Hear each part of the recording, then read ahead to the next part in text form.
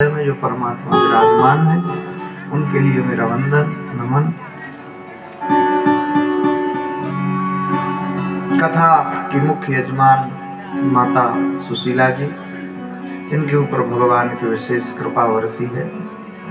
जो श्रीमद् भागवत कथा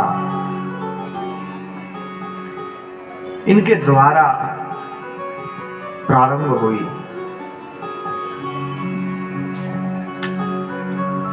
श्रीमद् भागवत कथा की बड़ी अद्भुत महिमा है। श्री व्यास जी की अंतिम कृति श्रीमद् भागवत कथा 17 पुराण के बाद एक ग्रंथ और लिखा गया। इसके बाद कुछ लिखने को शेष नहीं, वरना 19वां पुराण भी लिखते, किंतु 18वां पुराण लिखा और कलम को रख दिया। इसलिए संतों ने इस ग्रंथ को पूर्ण ग्रंथ माना है। अंतिम में पूर्णता, सबसे लास्ट में अमृत निकला, समुद्र मंथन समाप्त। सबसे लास्ट में ही अमृत तत्व प्रकट होता है। आप देखिए, व्यक्ति जीवन जीता जाता है, जीता जाता है, जीता जाता है, उसका जो लास्ट का समय होता है वो बड़ा महत्वपूर्ण होता है, बड़ा महत्वपूर्ण। तो श्रीमद् भागवत की बड़ी महिमा है। श्री कृष्ण का प्रागट्य हुआ है, उतना बड़ा भगवान का स्वरूप शंख चक्र गदा पद्म लिए हुए। माने का प्रभु, हमने आपसे पुत्र बन के आने के लिए कहा था, पुत्र ही तो बन के आया हूं, बोले इतना बड़ा बच्चा थोड़ी ना जन्म लेता है। भगवान छोटे हो गए, अब तो बढ़िया। बोले अस्त्र शस्त्र लेके कोई बालक थोड़ी ना जन्म लेता है। शंख चक्र गदा पद्म भगवान के हाथ, इनको हटा दिया, अलग कर दिया, अब ठीक। बोले वस्त्र आभूषण पहन करके कोई बालक थोड़ी ना जन्म लेता है। चलो वस्त्र आभूषण हटा दिया, अब तो बढ़िया है। अरे रोइए,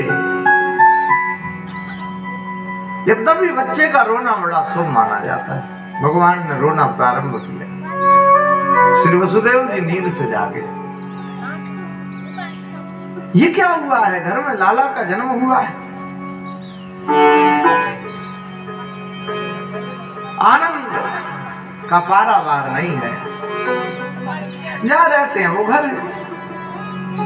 श्री कृष्ण का जन्म कैद खाने में हुआ। तो जैसे ही प्रभु का प्रागट्य हुआ, हथकड़ियां खुल गईं, जंजीरें खुल गईं, अंधेरी गुफा में प्रकाश हो गया। कृष्ण को उठाया है, सिर पर रखा है, चल पड़े हैं। घनघोर बारिश, जमुना में बाढ़, और पुराने जमाने में पुल नहीं हुआ करते थे, या तो नाव का सहारा लेना पड़ता था, या तो नदी को ऐसे ही पार करना पड़ता था। तो नदी में उतरे हैं, कहते हैं यमुना आती है, दाढ़ी तक आती है, वसुदेव जी की फिर उतर जाती। एक संत कहते थे दाढ़ी से ऊपर नहीं आती, क्यों? बोले वसुदेव जी जो है वो ससुर हैं, तो ससुर जी का मान सम्मान। कहते हैं दाढ़ी तक तो आती है, लेकिन उसे शर्म आ जाती तो फिर उतर जाती। श्री कृष्ण ने यमुना से कहा डुबाएगी का? यमुना ने मानो श्री कृष्ण से कह दिया, हमको आपके चरण की सेवा चाहिए। और भगवान ने अपने चरण को थोड़ा बड़ा कर दिया। यमुना माता को भगवान के चरण का स्पर्श हुआ, यमुना उतर गई। पुष्टि मार्गीय वल्लभाचार्य, उनके जो सर्वप्रथम गुरु हैं वो माता यमुना है, जो श्रीनाथ जी स्थान बना है। पुष्टि मार्ग में अष्टयामी सेवा चलती है भगवान की। तो उनकी जो गुरु है वो माता यमुना है। उधर से वो संप्रदाय चला, पुष्टि मार्ग। रामानुजाचार्य जो संप्रदाय जहां से चला, वहां लक्ष्मी माता है, उधर से चला। अद्भुत है। नदी को पार किया है, उस पार पहुंचे हैं। उनके यहाँ भी एक बालिका का जन्म हुआ है जिसका नाम योग माया। उसको उठाया है, कृष्ण को सुलाया है, योग माया को लेकर के आए हैं। हथकड़ियां लग गई, दरवाजे बंद हो गए, ताले लग गए, जंजीरों में फिर से जकड़े गए। एक संत कहते थे कृष्ण का जन्म हुआ तो मुक्त हो गए, और माया के चक्कर में पड़ गए तो बोले बंधन में बंध गए। माया जो है वो बांधती है, तो श्री कृष्ण मुक्त करते। अभी श्री कृष्ण रो रहे हैं, बच्चे का रोना बड़ा सुख। कबीरा जब हम पैदा हुए जग हंसा हम रोए, ऐसी करनी कर चलो हम हंसे जग रोए। यही जीवन जीने की कला है, रोते रोते आए थे, हंसते हंसते जाना है। ये हंस केवल मनुष्य ही सकता है। परेशानी सबके जीवन में आती, लेकिन जो हंस करके परेशानियों को झेले वही तो श्री कृष्ण है। किसी तस्वीर में कृष्ण को देखना, वो मुस्कुराता हुआ सा चेहरा है। और परेशानियां, अरे मुंह के दांत नहीं निकले, यानी ठीक से बड़े भी नहीं हुए कि पूतना आ गई मारने के लिए। कैसी परेशानी, कष्ट, समस्या हर व्यक्ति के जीवन में आता है। नंद जी महाराज ने जैसे ही देखा लाला का जन्म हुआ है, उनकी खुशी का पारावार नहीं रहा। बड़े प्रसन्न चित्त हैं नंद बाबा। नंदस्त्वात्मज उत्पन्ने जाता है लादो महामना, आहूय विप्रान वेदज्ञा स्नातः सुचिरलं कृतः। तो नंद जी वसुदेव, मतलब कृष्ण जो थे वो नंद जी के पुत्र नहीं थे, वो वसुदेव जी के पुत्र थे, किंतु फिर भी लिख दिया नंदोस्त्वात्मज उत्पन्ने। क्यों लिख दिया? जन्म देने वाले से पालने वाला बड़ा होता है, इसलिए लिख दिया नंदोस्त्वात्मज उत्पन्ने जाता हलादो महामना। बड़े मन वाले हैं कौन? श्री नंद बाबा। यशोदा का अर्थ क्या है? बोले जो जगत को यश दे वो यशोदा। यशोदा लीला तो देखो, जन्म तो कहीं हुआ और पालन पोषण तो किसी ने किया, और रहने के लिए कहीं और चले गए। प्रभु की लीला बड़ी अद्भुत है। कृष्ण लीला पुरुषोत्तम, राम जी मर्यादा पुरुषोत्तम। राम जी के जैसी कोई मर्यादा नहीं कर सका, और कृष्ण के जैसी कोई लीला नहीं कर सका। अद्भुत लीला श्री कृष्ण करते। नंद बाबा की खुशी का पारावार नहीं है। बुढ़ापे में लाला का जन्म हुआ है। हाँ,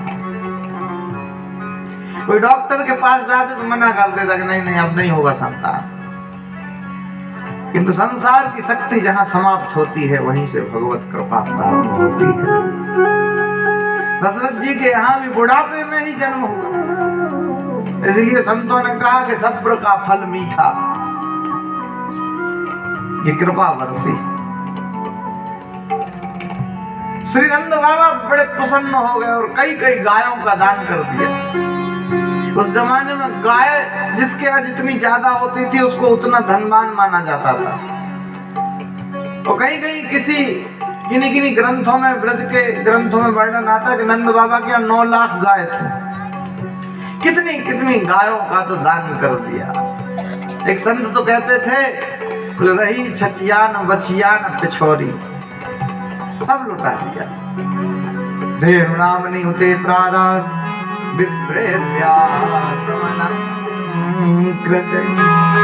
कितनी कितनी गायों का दान कर दिया। नंद बाबा अत्याधिक प्रसन्न चित्त है। नंदोत्सव मनाया जा रहा है। गोपियां अपना अपना अपना श्रृंगार करके चल पड़ी हैं श्री कृष्ण की तरफ। नंदोत्सव में सम्मिलित होने के लिए एक गोपी की उम्र थी 95 साल, 100 में 5 कम, 95 वर्ष। उसने शादी के समय का तो लहंगा निकाला, और लहंगा भी कैसा? बोले 70 हाथ का। ऐसा लहंगा पहना और जल्दी जल्दी श्रृंगार करती जो। तो जल्दी जल्दी में समस्या ये हुई कि आंख वाला सिस्टम तो मुंह में लग गया और मुंह वाला सिस्टम आंख में लग गया। अभी उम्र इतनी ज्यादा है, ऐसा अनुपम श्रृंगार बना करके जा पहुंची नंद भवन। अरे कहाँ भयो तो माखन मिश्री लौंदे बना बना करके मार दे। दांत तो थे ही नहीं, भीतर ही एक लौंदा गया और अंदर से ही आवाज आ गई, नंद घर आनंद भयो जय कन्हैया।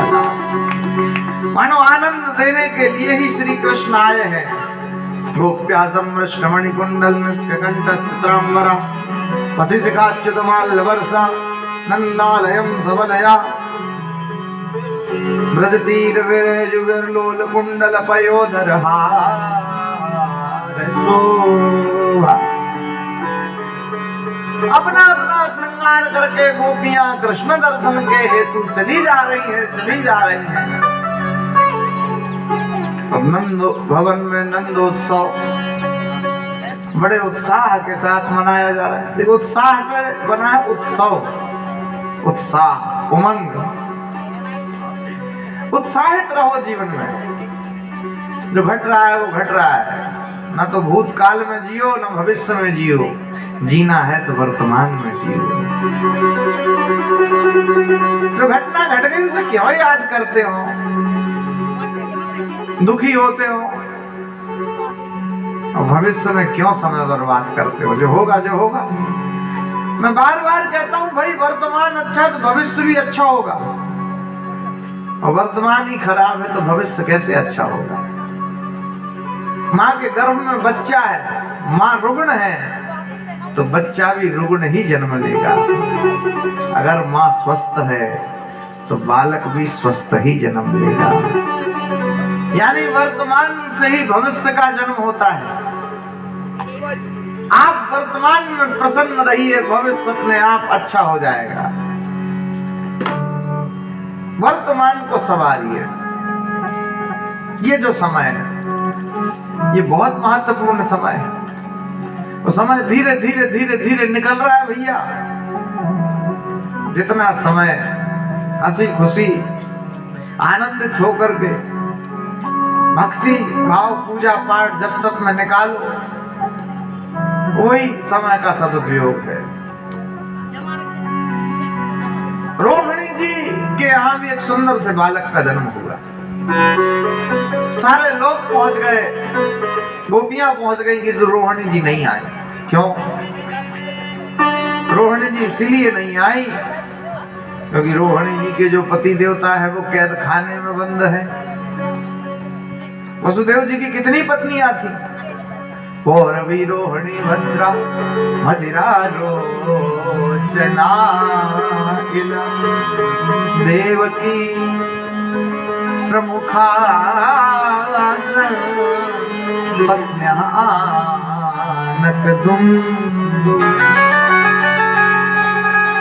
गजब की बात सुनो। वसुदेव जी का असली नाम था आनक दुमदुबे। हाँ, आपने कभी सुना नहीं होगा, लेकिन भागवत जी में लिखा है। ऐसे बताते नहीं है।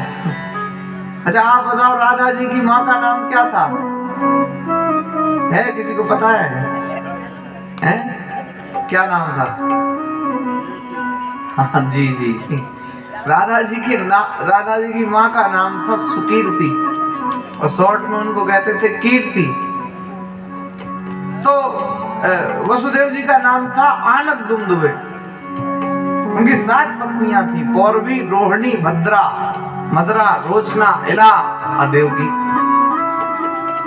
तो दूसरे नंबर की जो पत्नी थी जिनका नाम था रोहिणी, तो वे कहाँ रहती हैं? गोकुल नगरी में रहती हैं, और उनके यहाँ भी सुंदर से बालक का जन्म हुआ है, श्री बलराम जी। तो वे उत्सव में सम्मिलित नहीं हुई क्योंकि पति देवता कैद खाने में बंद है, जो मन नहीं लगता।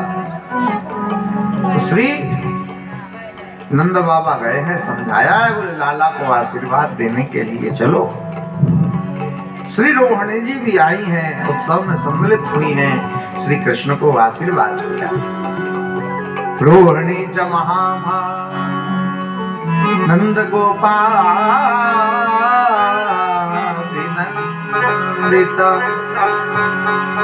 कहते रोहिणी जी के भी भाग जागे हैं, घर घर में बधाइयां बज रही हैं, श्री कृष्ण का जन्म हुआ है, श्री कृष्ण का प्राकट्य। भगवान से जुड़े रहिए। जन्म तो हो चुका, फिर भी हम जन्माष्टमी घर घर में मनाते हैं। क्यों मनाते हैं? उस दिन ऐसे प्रतीत होता है कि हम ही नंद बाबा है। माताएं सोचती हम ही यशोदा है, हम ही यशोदा है। भगवान से जुड़े रहिए भावनात्मक रूप से। कृष्ण जन्माष्टमी लोग दिमाग लगाते हैं, हनुमान जयंती, अरे जयंती नहीं, हनुमान तो जन्म होता है। ऐसा नहीं, ऐसा तो गीता जयंती।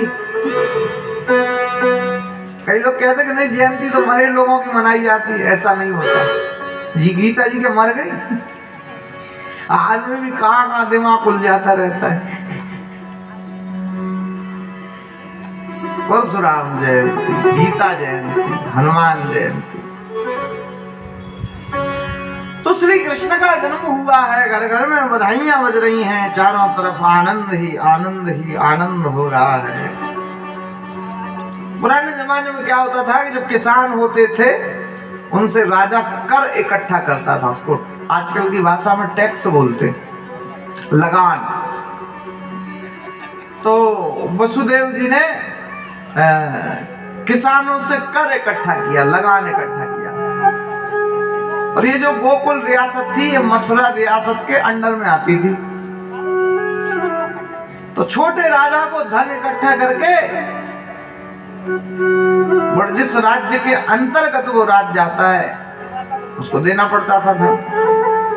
तो मथुरा रियासत के अंडर में आती है कौन? बोले गोकुल रियासत। और गोकुल के राजा कौन है? बोले श्री नंद बाबा। नंद बाबा ने लगान इकट्ठा किया, किसानों से रुपया पैसा धन इकट्ठा किया और कंस को लगान देने के लिए चले गए।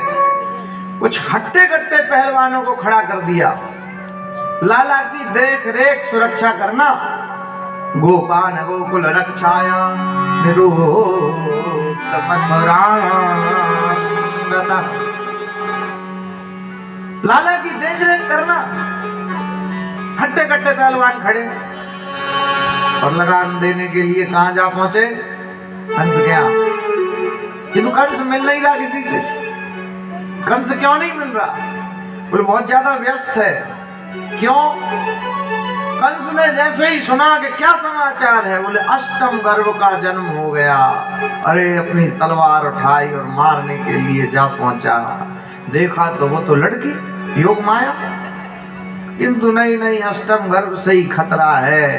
और जैसे ही तलवार मारने लगा तो योग माया तो उसके हाथ से छूटी और आसमान में गई।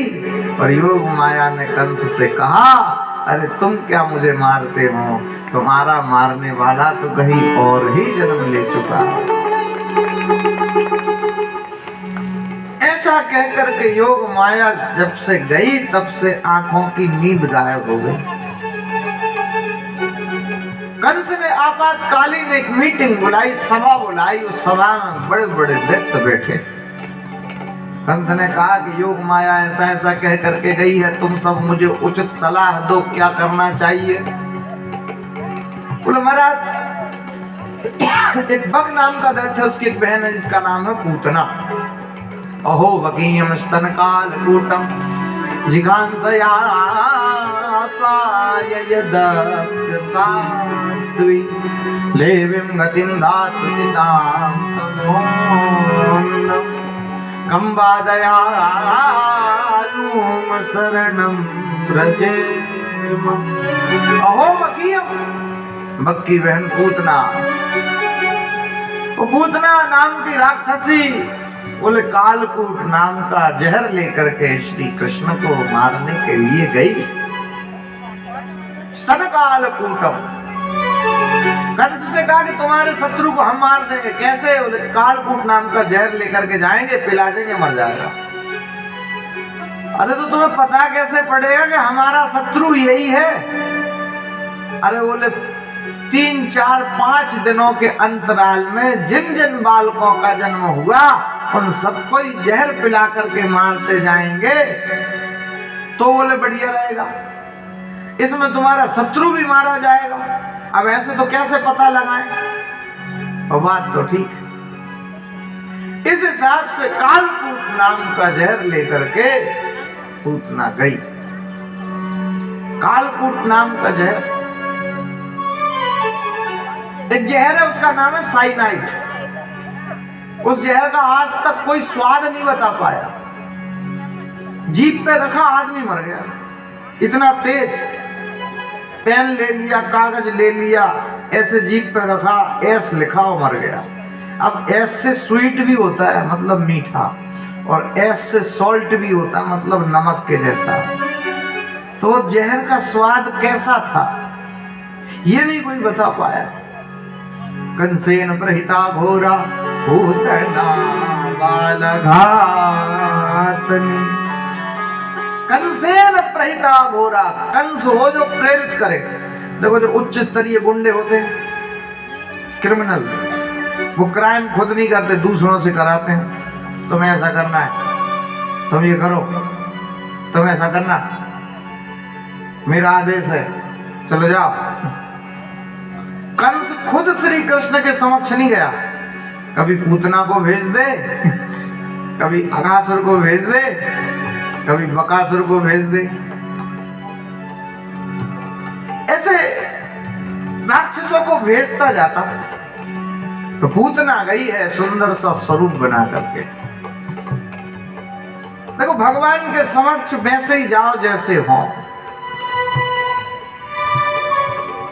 उसने गलती की जो रूप स्वरूप बना करके गई, इसलिए भगवान ने अपनी आंखों को बंद ही कर लिया, खोला ही नहीं,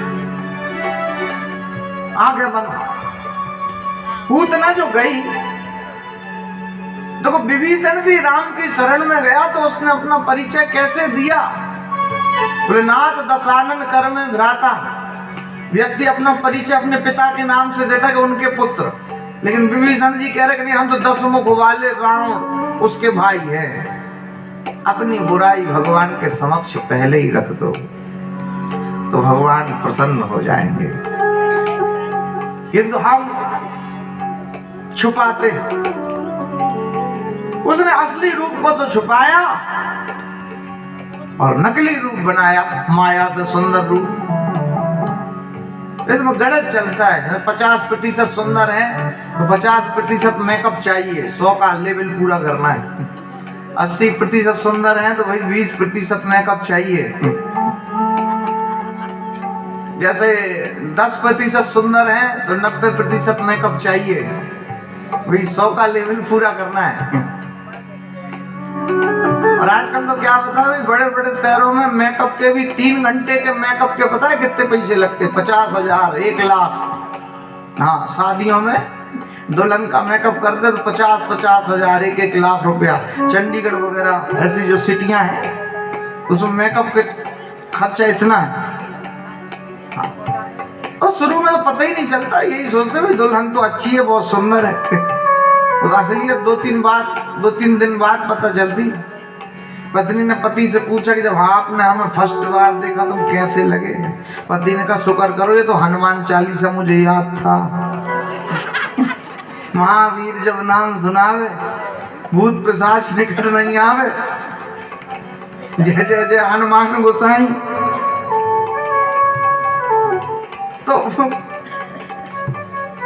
तो होता भाई, शुरू में तो सब सुंदर ही लगते हैं, लेकिन बाद में असलियत समझ में आती सामने। खैर इस प्रकार से कहते भाई ये पूतना जो थी बढ़िया सुंदर रूप बना करके जब पहुंची तो श्री कृष्ण तो बिल्कुल छोटे से पालने में सो रहे। तो जैसे ही पहुंची बढ़िया सुंदर रूप बना के, जो हट्टे कट्टे पहरेदार खड़े थे उन्होंने रोका नहीं, भीतर चली गई। अच्छे कपड़े पहनो तो कोई रोकता टोकता नहीं है। शादी में निमंत्रण नहीं भी आया हो, अच्छे कपड़े पहने तो घुस जाओ, भाई कोई नहीं रोकेगा, भीतर जाओ। बढ़िया। और निमंत्रण भी आया, अगर कपड़े थोड़े एंड वेंड हैं तो ही वो चौकीदार रोक लेंगे, चंद्रा कार्ड आया कि नहीं। तो वही फर्क तो पड़ता है। और रहना भी थोड़ा बढ़िया टिप टॉप चाहिए। अरे बढ़िया सुंदर रूप बना करके जा पहुंची। संसार में सुंदर रूप बना करके जाओ, किंतु भगवान के समक्ष जैसे हो वैसे जाओ। तो जैसे ही पूतना गई, यशोदा जी पहचानी नहीं कौन है। कई बार बड़े परिवार में भी बड़ी समस्या होती, और बात भी करते देखते भी हैं लेकिन पहचान ही नहीं पाते कहां से कौन क्या कहां से आए, एकदम पूछ भी नहीं सकते। तो वो बातों ही बातों में पूछते हैं, अच्छा कब से चले, में से सफर तो बहुत लंबा होगा, ऐसे बातों ही बातों में पूछते। तो सोच रहे कि नंद बाबा होते तो पहचान लेते, लेकिन वो है नहीं। अब बड़ा परिवार है, हम पहचानते नहीं, तो क्या करें। तो ऐसे ही वो बैठी हैं। अब अतिथि सत्कार तो आवश्यक है। अतिथि कौन, बोले जिसके आने की कोई तिथि निश्चित नहीं, एकदम से आ जाए वो अतिथि। रसोई कक्ष में गई दूध गर्म करने के लिए। भाई पुराने जमाने में चाय फाय नहीं चलती थी। ब्रज के संत कहते थे कि राम राज में दूध मिला है, कृष्ण राज में घी, और कलयुग में चाय मिली है तो फूंक फूंक कर पी। चाय तो जब चाय जहां चाय, चाय चाय तो चाय। बहुत लोग उदास हो जाते, अरे हमें तो उसने एक कप चाय के लिए ही नहीं पूछा। और कई लोग तो चाय के इतने दीवानी होते जो कहते, अरे हमें तो एक टाइम का भोजन नहीं मिले पर चाय तो चाहिए ही। चाय भी गजब, जो चाय बहाना लगा तो चाय बनवा लो, बारिश होने लगी चाय नहीं बना लो, अरे बहुत गर्मी है धूप निकली चाय बना लो, थक गए हम तो चाय बना लो, अरे खुशी है चाय बनाओ, क्या हुआ बोले उनके पुत्र हो गए, अरे तो चाय बनाओ। गजब है, दुख में चाय, सुख में चाय, मौसम के हिसाब से चाय, कितनी चाय। एक संत कहते थे कि जब से चाय आई बोले तब से दूध की कमी हो गई, क्योंकि पीते ही रहते हैं। तो ज्यादा नहीं पीनी चाहिए, स्वास्थ्य के लिए खराब रहता है। निकोटीन की मात्रा ज्यादा रहती है चाय में, ज्यादा नहीं पीनी चाहिए। किसी भी चीज के आदी मत बनो, मिल गई तो पी लो, नहीं मिली तो कोई बात नहीं। जीवन ऐसे ही होना चाहिए। इस प्रकार से कहते हैं बढ़िया सुंदर रूप बनाया पूतना ने, जा पहुंची वो रसोई कक्ष में गई और पूतना को मिला मौका और उसने श्री कृष्ण को उठाया और आकाश मार्ग से भागी। यशोदा मैया कह रही, अरे ले गई मेरे लाला को ले गई, पकड़ो पकड़ो पकड़ो पकड़ो। गई, उड़ गई, आकाश मार्ग से भाग गई। अब यहां श्री कृष्ण ने अपनी आंखों को बंद कर लिया। क्यों बंद किया? श्रीधरी जी की टीका में तो 108 अर्थ इसके ही बता दिए कि कृष्ण ने आंखें बंद आखिर क्यों की। हम 2 4 5 खास आपको बता सकते। एक तो बिल्कुल कॉमन सी बात है, कोई अनजान माता बहन पुरुष कोई भी बालक को उठाता है तो वो अपनी आंख बंद कर ही लेता है, ये बिल्कुल कॉमन। एक संत कहते नहीं, भगवान ने आंख बंद इसलिए कर ली कि ये बनावटी रूप बना करके आई, इसलिए मुझे इसको देखना नहीं। एक संत कहते नहीं, भगवान तो ये सोच रहे हैं कि आई तो ये मुझे मारने के लिए है, किंतु काम तो मेरी माँ का कर रही है, तो इसे कौन सी गति दे दे। जो गति यशोदा को दी, यशोदा को देनी है वही गति दे दें क्या? तो बार बार सोचते। एक संत कहते नहीं, आंख बंद करके शंकर जी को स्मरण कर रहे हैं। हम तो ब्रज में आए माखन मिश्री खाने को, किंतु ये तो हमें कालकूट नाम का जहर लेकर के जहर पिलाने को आ गई। और हमने ऐसा सुना है कि जब समुद्र मंथन में जहर निकला तो वो जहर आपने ही पिया था, तो आप आ जाओ, ये जहर पी जाओ, हम तो माखन मिश्री खाएंगे, माखन मिश्री। एक संत कहते नहीं नहीं, देखो कल हम लोगों ने कथा सुनी थी वामन भगवान की, जो बलि के समक्ष गए तो 3 पग धरती मांगने लगे। आदानी त्रिणी दैत्रेंद्र संहिता निपदा, 3 पग धरती दो, 3 पग धरती। वही बलि की लड़की खड़ी जिसका नाम रत्नमाला, उसने सुना, खुश हो गई देख करके, अरे कितना प्यारा बच्चा है, ऐसा बच्चा अगर मेरा खुद का होता तो कितनी खुशी की बात। भगवान ने मन की बात को सुना, कहा तथास्तु। लेकिन जब 3 पग धरती का संकल्प हुआ, एक पैर में पृथ्वी को नापा, दूसरे में आसमान, तीसरा पैर बलि के सिर पे। रत्नमाला ने जैसे ही ये दृश्य देखा बस गुस्सा आ गया, और रत्नमाला ने मन ही मन में कह दिया, बोले अगर ऐसा पुत्र हमारे इधर होता तो उसको तो हम जहर दे के ही मार डालते। इस बात को भी भगवान ने सुन लिया और कह दिया तथास्तु। भैया वो रत्नमाला नाम की जो स्त्री थी, बलि की पुत्री, वही अगले जन्म में कौन बनी? बोले पूतना बनी, और कालकूट नाम का जहर लेकर के श्री कृष्ण को मारने के लिए आ गई। भगवान सोच रहे हैं आंख बंद करके इसको कौन सी गति प्रदान करें, और कहते हैं आसमान में उड़ी जो अपने असली रूप में आ गई। अब इतना बड़ा उसका स्वरूप है। भगवान श्री कृष्ण ने कहते हैं पूतना नाम की राक्षसी का उद्धार कर दिया। सामुंच मुंचाल विधि प्रभासिनी विस्फिज्यमाना खिलजी कमल विवृत्त नेत्रे चरणौ भुजौ सुवर्णगात्रा शिवधिरो सामुंच मुंचाल विधि प्रभासिनी मुंज माम कन्हैया, मुझे छोड़ दो, मुझे छोड़ दो, मुझे छोड़ दो। श्री कृष्ण ने दुग्ध पान करते करते उसके प्राणों का भी पान कर लिया। ऊपर से जब प्राणांत हुए तो धड़ाम से जाकर के नीचे गिरी। पूतना कौन? बोले अविद्या। राम के जीवन में सबसे पहले कौन आया? बोले ताड़का। और कृष्ण के जीवन में सबसे पहले कौन आया? बोले पूतना। यही है अविद्या। इसके पहले कोई दैत्य नहीं आया, कोई असुर नहीं आया, सबसे प्रथम ही पूतना आ गई। अविद्या, ये सबसे पहले ही अविद्या का आगमन होता है। और जब अविद्या को परास्त कर दोगे, बोले तब ही विद्या को प्राप्त कर पाओ। विद्यावान गुणी अति चातो। पूतना का असली रूप ऊपर से नीचे जैसे ही गिरी। एक ब्रज के संत थे, वो कहते थे जो पूतना ऊपर से नीचे गिरी तो 75 किलोमीटर में गिरी। मतलब इतना बड़ा उसका स्वरूप था, देख लो आप, 75 किलोमीटर। और कहते हैं जिन वृक्षों के ऊपर गिरी वो वृक्ष टूट गए। कितनी डालियां टूट गई, झाड़ियां टूट गई, वृक्ष टूट गए, डालें टूट गई, कुछ वृक्ष तो जड़ से उखड़ गए।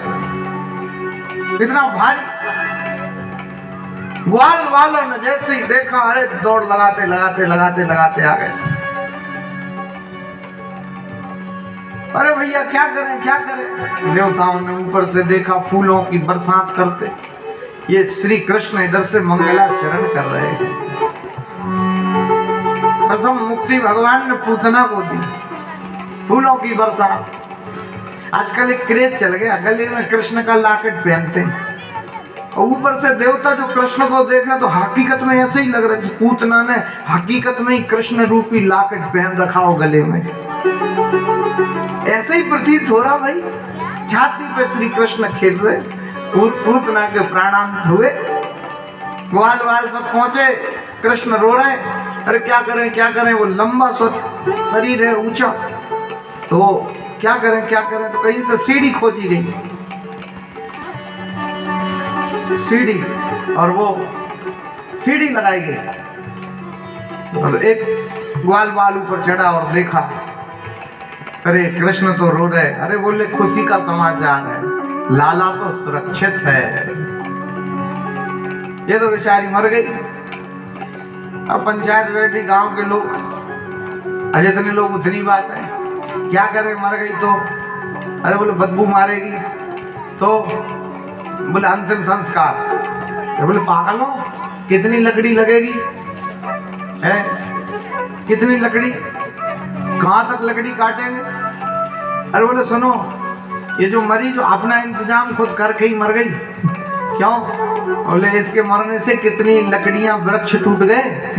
तो आपने वो कुछ नहीं करना, वो जो वृक्ष टूट गए हैं, जो लकड़ियां टूट गई हैं, जो डालियां टूट गई, जो झाड़ियां टूट गई, वो उठा उठा करके इसके ऊपर ही फेंक देना है और अग्नि संस्कार कर देना है। ये अपना काम खुद करके ही मर गई। तब ने कहा बात तो ठीक। इसलिए मैं बार बार कहता हूँ हर इंसान के लिए कम से कम 2 वृक्ष लगाने चाहिए अपने जीवन काल में। 2 वृक्ष लगाओ, किसी के ही लगाओ, ज्यादा लगाओ अच्छी बात है, आपका स्वागत है, किंतु 2 तो लगाओ।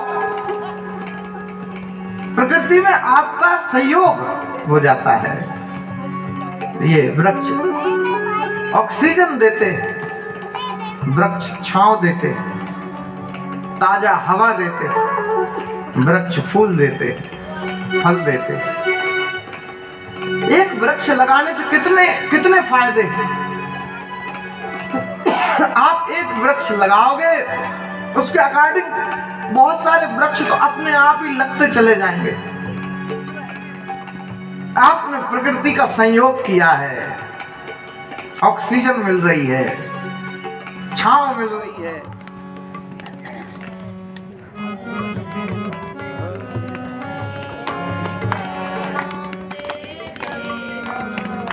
श्री राम जय जय